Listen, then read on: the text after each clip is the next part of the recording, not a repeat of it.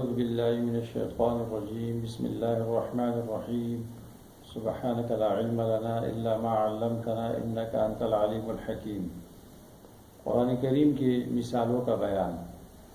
قرآن کریم میں جس طرح مدعا کی اس بات کے لیے دلیل پیش کی جاتی ہے اور اس کی تاکید کے لیے قسم کو ذکر کیا جاتا ہے، تو اسی طرح اس کی وضاحت کے لیے مثال پیش کی جاتی ہے۔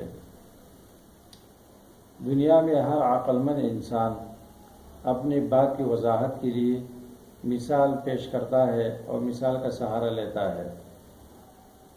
علماء نے ذکر کیا ہے کہ المسألۃ بلا مثال کالفرس بلا لجام او کالناقۃ بلا زمام۔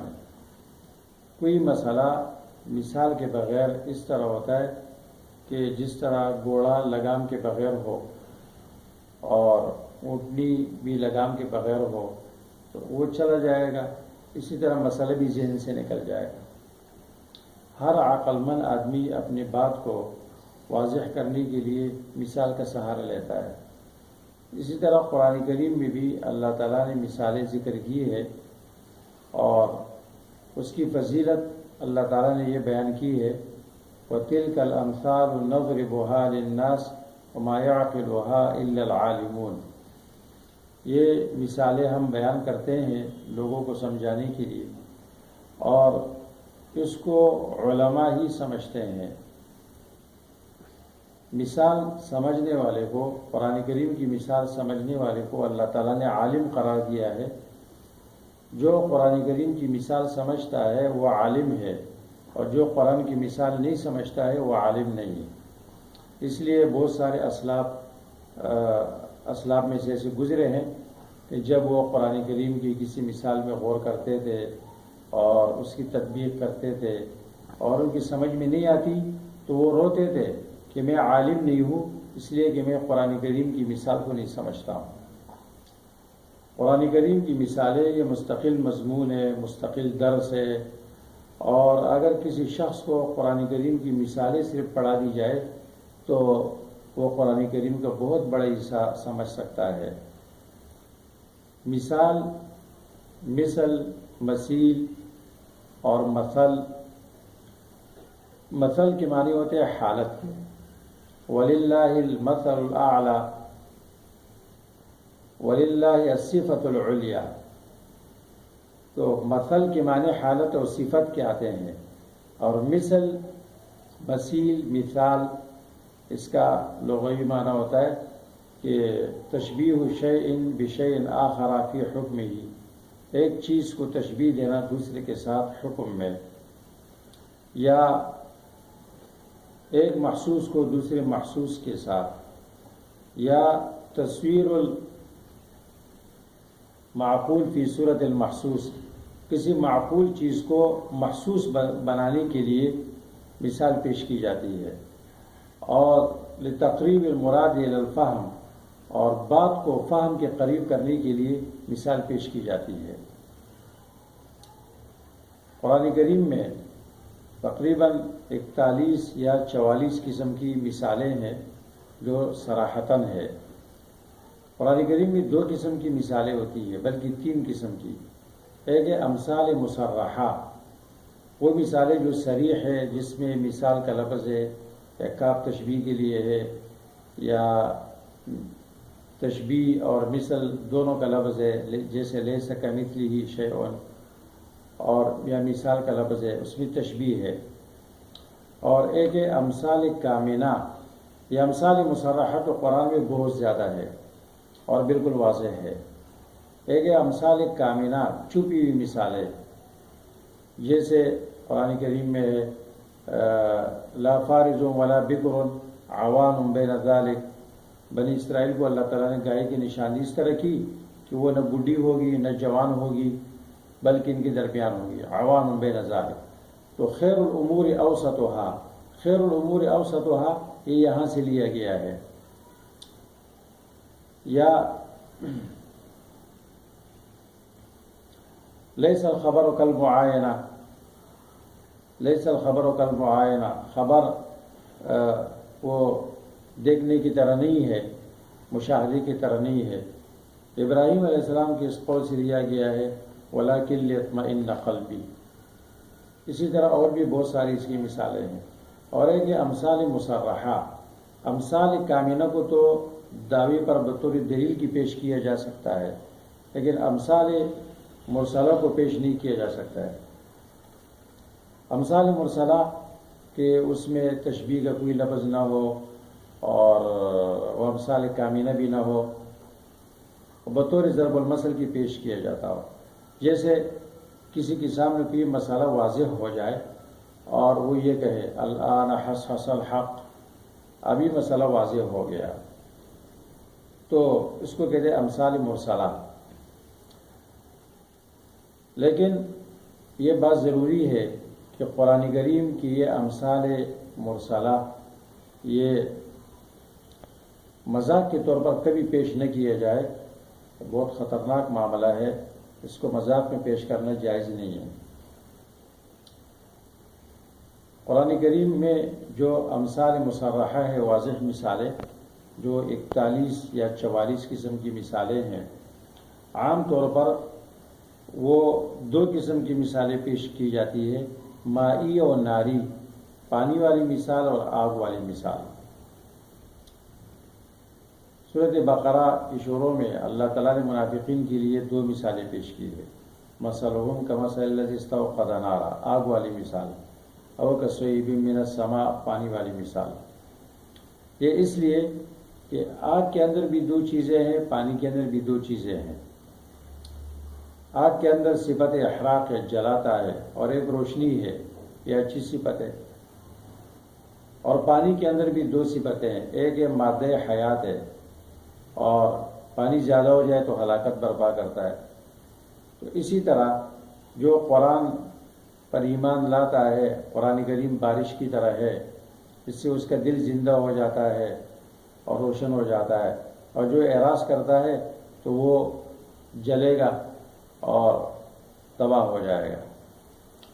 سورۃ رعد 17 نمبر آیت میں اللہ تعالیٰ نے نزول قرآن کو اور اس سے فائدہ حاصل کرنے والوں کو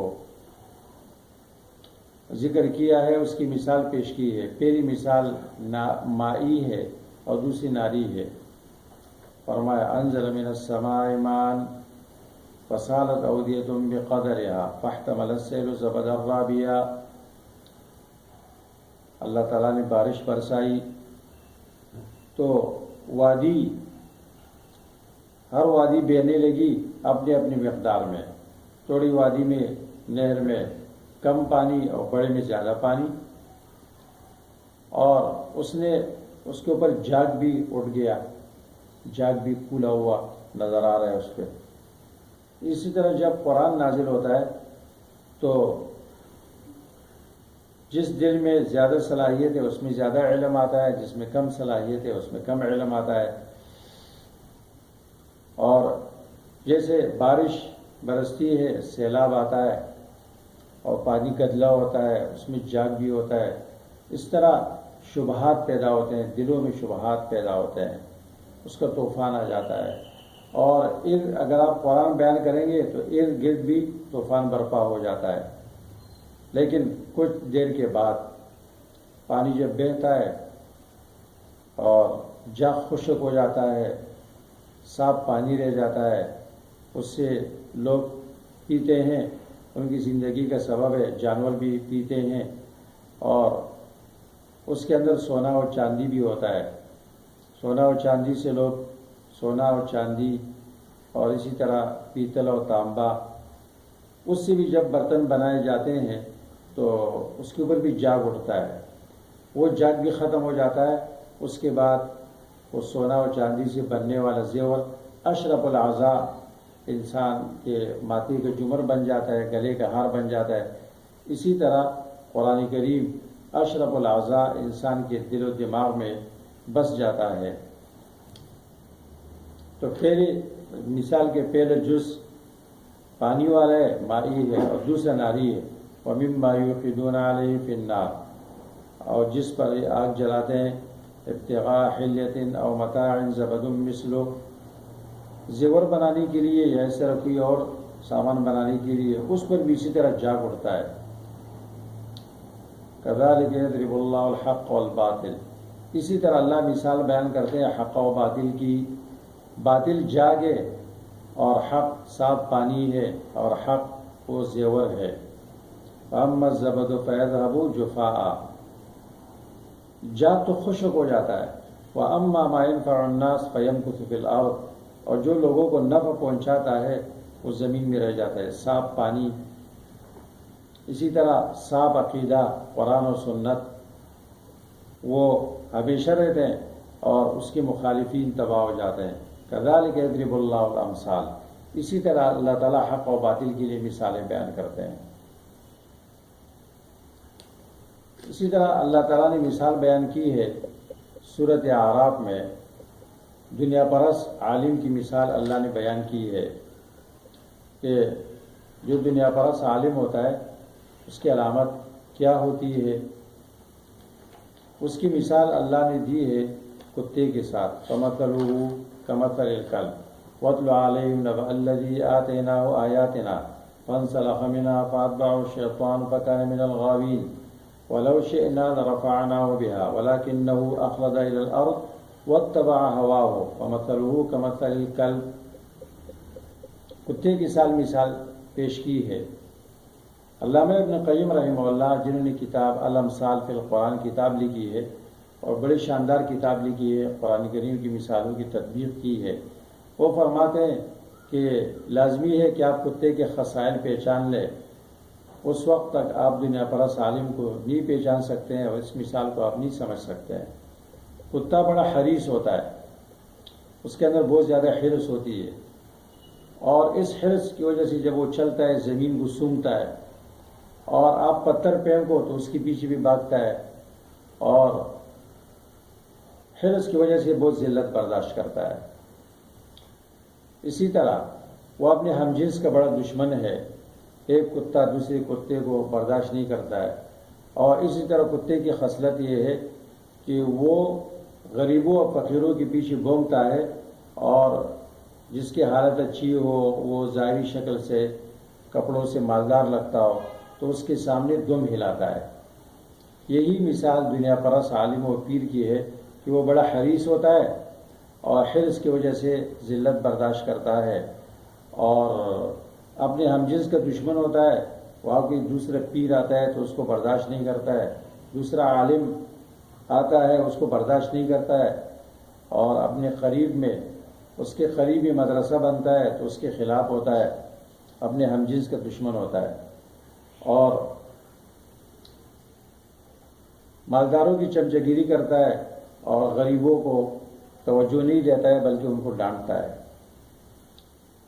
قرآن کریم میں اللہ تعالیٰ نے جو مثالیں بیان کی ہے وہ وعظ کے لیے ہے، تذکیر کے لیے ہے، کسی عمل پر آمادہ کرنے کے لیے ہے، توحید سمجھانے کے لیے ہے، مختلف اجر و ثواب کی تفاوت کے لیے ہے۔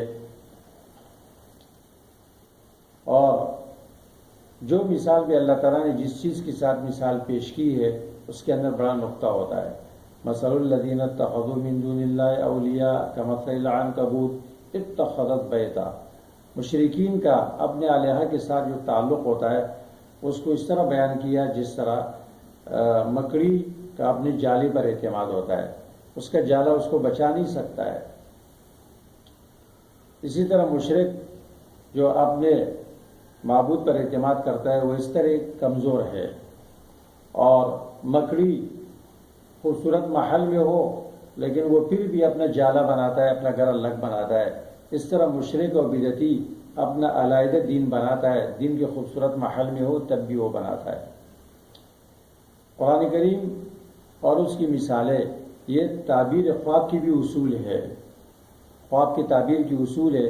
جو قرآن کریم سے واقف ہوتا ہے وہ خواب کی تعبیر کی اصول بھی اسی سے سمجھتا ہے۔